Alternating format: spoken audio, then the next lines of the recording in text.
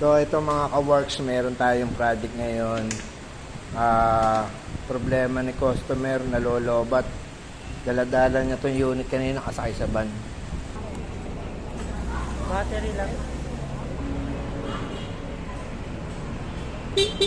Pagkakataong ito mga ka-works, dinouble check ko na rin ang mga fuse kung may mga loose contact o gumagana ng mga fuse or busted.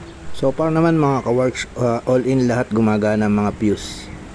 Double checking lang tayo mga ka-works. After nito, accessories wire naman ang checkin natin.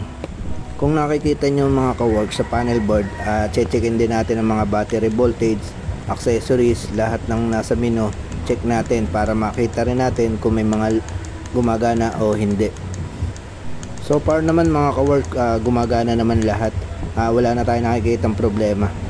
Last natin check ang CCU o yung issue kung bakit nalolobat ang battery. So ngayon, paliwanag ko na lang etong sa kung bakit nalolobat si Y-Connect dahil na rin sa kung tawagin nila sa CCU.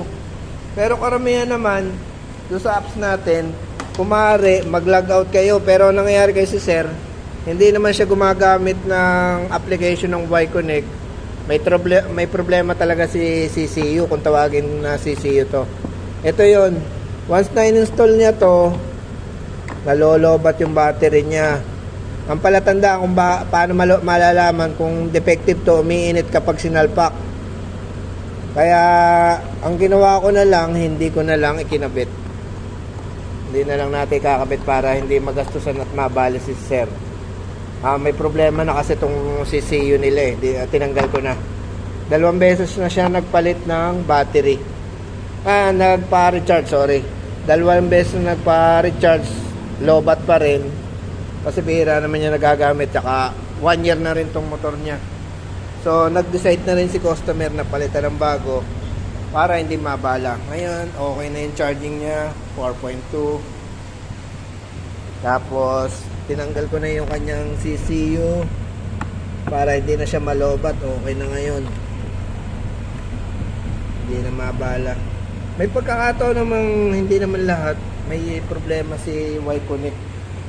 Through cellphone application, kapag hindi nagla-log out, hanggat maaari mag-log out pag nag-login ka sa application ng Y-Connect para maiwasan.